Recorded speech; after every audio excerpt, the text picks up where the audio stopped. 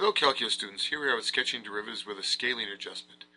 The slope meter assumes that you have equal scaling on the horizontal and vertical axes. This is often not the case with application problems. So we're going to do what we call finding a correction factor.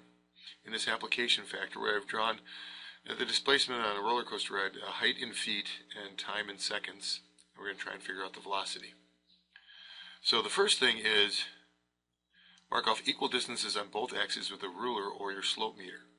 So you can accomplish this by, I could slide the slope meter over here and put it right on the origin. Because the slope meter has equal radii, we can go and click this along here like this, put a little mark here and a little mark here. And we can see what comes of that then. We know those are equal distances away. Next step is divide the indicated amount on the vertical axis by the indicated amount on the horizontal axis and retain the units. The result is going to be our scaling factor. So let's try that.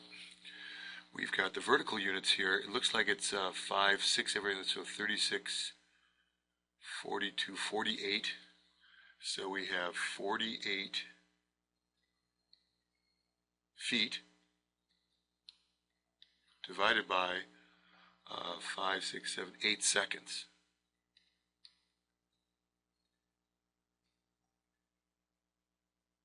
And so you get 6 feet per second for a scaling factor. Now you could have also done this by looking at the grid and saying, oh, this is on square graph paper and I've got 30 feet here in 5 seconds. So you could have also said 30 feet over 5 seconds, just assuming that those are squares. And that would also give you 6 feet per second. You could also, you looked at what each individual of these, each one of these in the horizontal is at 1 second, and each of these is 6 feet, so that's 6 feet per second again. So a lot of ways you could figure out the scaling factor there. Now, keep in mind that you have to multiply any slopes from the slope meter by the scaling factor before you record it onto the derivative graph. So let's look at this first section, which is clearly a linear section. And so anywhere we look along here, we'll get the slope. And it looks like it's touching it at 3. See how it's a linear section, I can have the slope meter approach it from below or above. If I come from this direction, I also get 3. It's where it's touching the slope meter. So you take 3 feet per second here, 3, and I multiply by the 6 feet per second, the correction factor, and I should put that slope at 18 feet per second. For that first section, 18 feet per second. And since it's a linear section, it stays constant. Each of these is 2. So for the first 5 seconds, it's doing that. Now let's get some other slope readings. Clearly, up here at 7 seconds, it's reached a slope of 0. So this is a relative max. And so the derivative is equal to 0 at 7 seconds. We also want to look for inflection points, and we change from concave down to concave up. So a good inflection point is probably somewhere in the middle of that region, in there somewhere. Let's see what we get for our slope meter. It doesn't look like it's decreasing as fast as it was increasing before. And sure enough, we get something like a -2. -2 times our 6 is -12. So we get a slope here of about -12. And down here at about 13, -10, -12. Oopsie. Undo that movement. Undo. Drag it out. Right at about 13, -12. Right about there. And that's an inflection point here, so it ends up being a relative min down here. How can I tell if it's relative min or relative max? Well, we're going to get some other points in here. Finally, you should check out the endpoints of the interval. And notice it doesn't hit a slope of 0 at the end here. It looks like something negative, maybe about -0.5. -0.5.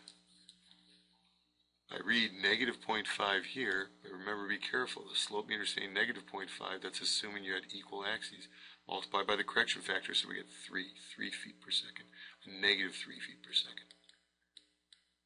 We translate that into our derivative graph.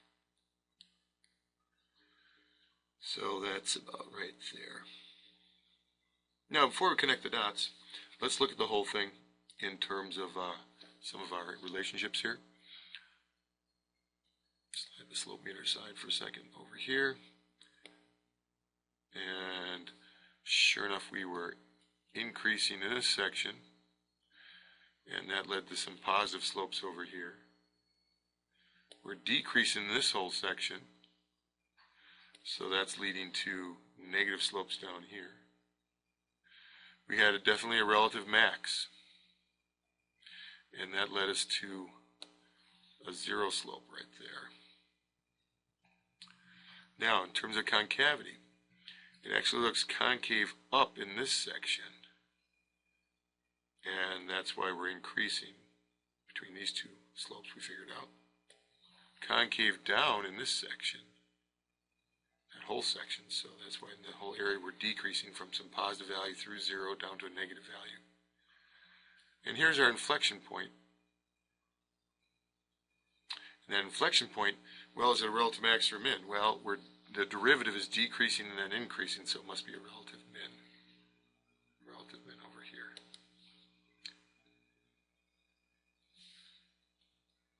Oh, I decreased the wrong thing. Hit undo.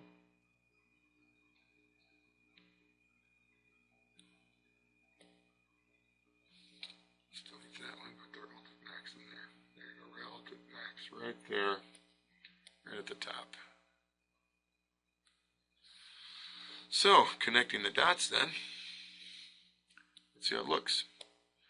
Okay, continue from where we left off here, decrease, stay positive, hit the zero, keep decreasing, now we're increasing again, and there's a nice rough sketch of the derivative. Okay,